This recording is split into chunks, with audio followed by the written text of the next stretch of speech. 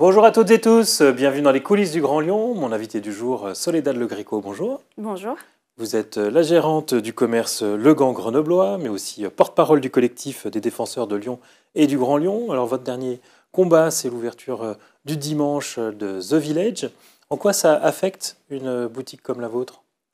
Ça peut l'affecter, mais en fait, je pense que la question, c'est surtout la réaction qu'a eu le maire de Lyon par rapport à cette ouverture les dimanches. C'est bien de se préoccuper maintenant des commerces et de cette concurrence peut-être déloyale. Je ne sais pas, c'est pas à moi de me prononcer là-dessus. Mais je pense que ce qui est important surtout, c'est que le maire puisse s'occuper de notre demande, de nos demandes. Ça fait 1 an qu'on prononce, en fait, qu'on a un cri d'alerte et qu'on demande des actions et puis un soutien réel au commerce.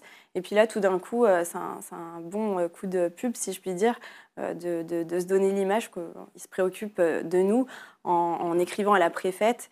Et en disant que... Donc pour vous, il n'a pas raison de demander que The Village n'ouvre pas le dimanche ? En fait, ce serait bien qu'il s'occupe des demandes que nous, on lui a prononcées et surtout qu'il s'occupe de ce dont il a le pouvoir. Parce qu'aujourd'hui, il n'a pas du tout le pouvoir de faire fermer The Village les dimanches ou pas.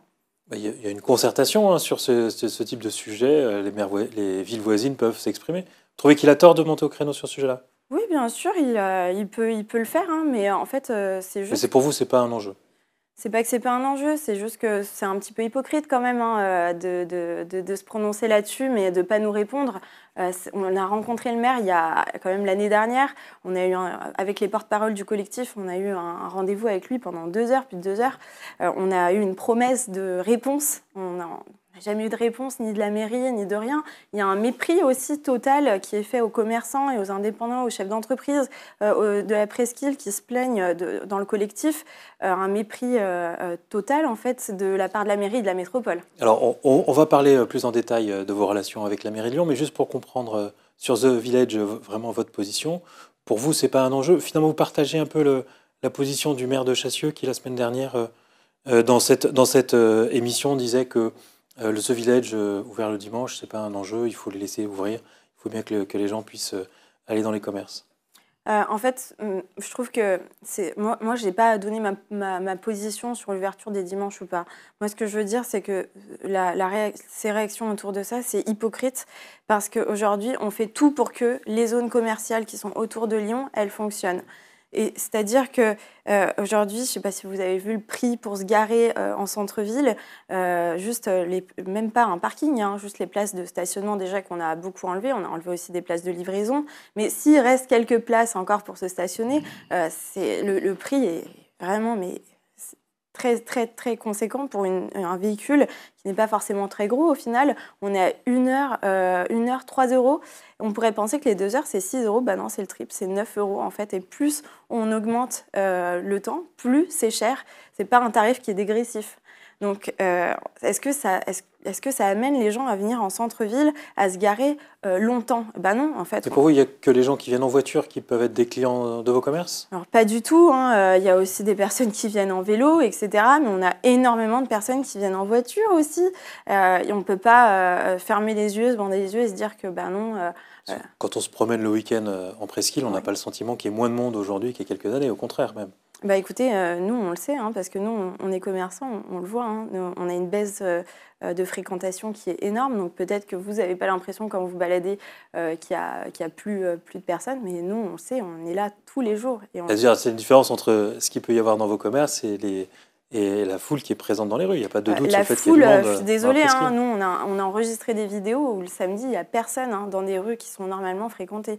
Donc peut-être que vous avez l'impression qu'il y a de la foule, mais nous, on le voit bien. Non, il n'y a pas de foule. Et on le voit bien d'ailleurs dans les chiffres. La vacation commerciale, là, en 3 ans, elle est passée à plus ou moins 50%.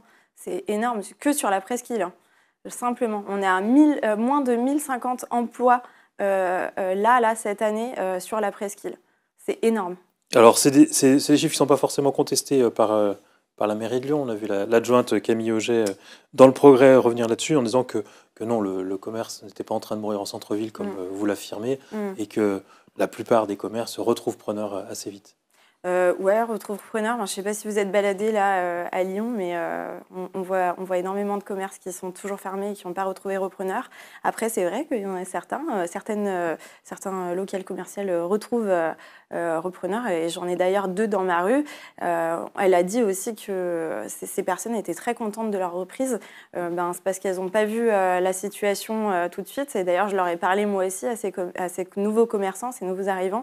Et en fait, ils se sont rendus compte de l'ampleur du dégât des travaux. Et puis d'ailleurs, des travaux qui sont pas finis, hein, il y en a d'autres hein, qui vont commencer.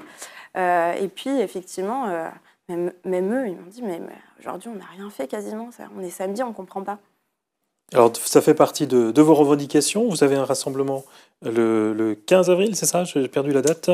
Alors, le 13 avril. C'est un dimanche 13 avril, dimanche effectivement, 13 avril, et on appelle à la mobilisation, on appelle tout le monde, hein, il n'y a pas que le collectif. Et votre revendication, c'est l'arrêt des travaux. Alors, il ne faut pas réaménager le centre-ville. Alors déjà, on appelle tout le monde, donc le dimanche 13 avril à 10h sur les quais Saint-Antoine, à venir se mobiliser ensemble, tous les citoyens, les Lyonnais, les grands Lyonnais, parce qu'effectivement, on voudrait déjà un arrêt des travaux qui sont sur le point de commencer là tout de suite pour déjà se poser, prendre le temps un peu de réfléchir à qu'est-ce qui est fait, parce qu'aujourd'hui, on fait des trous dans le sol, et puis on fait ça On fait ça une journée et puis 2 semaines plus tard, on revient. 2 semaines plus tard, et puis après, on ne sait pas quand ils reviennent et puis ils repartent, on ne sait plus. Donc c'est déjà dangereux pour la sécurité des Lyonnais et des grands Lyonnais. Ça n'incite pas évidemment les personnes à venir en centre-ville et à se balader ou à consommer. Donc oui, on voudrait un arrêt et puis on voudrait qu'on nous écoute et surtout qu'on agisse avec nous. Quel est le sens de votre collectif? On sait qu'il y a l'année prochaine des élections municipales et métropolitaines. Est-ce que d'une manière ou d'une autre, vous allez y participer? Alors, nous, le collectif, on est apolitique et je tiens bien à le dire. Et c'est notre liberté. On n'appartient à personne. On n'appartient pas à un groupe politique. Et d'ailleurs, on est beaucoup. Hein, donc, on est diverses, en fait. Et c'est ça notre richesse et notre liberté. C'est qu'on n'appartient à personne. On est diverses, on est beaucoup. Et en fait, on s'est juste rejoint sur ce projet urbanistique. Vous voulez jouer aucun rôle dans les prochaines élections municipales? Pas du tout, c'est pas notre but. Pas du tout. Aucun soutien, aucune candidature? Non, pas du tout. Nous on s'est rejoints, nous, citoyens, pour se battre contre ce projet urbanistique et pour donner aussi notre réalité et pour trouver des solutions. Soledad Le Greco, je vous remercie. Merci. Et puis moi, je vous dis à demain pour une nouvelle émission des Coulisses du Grand Lyon.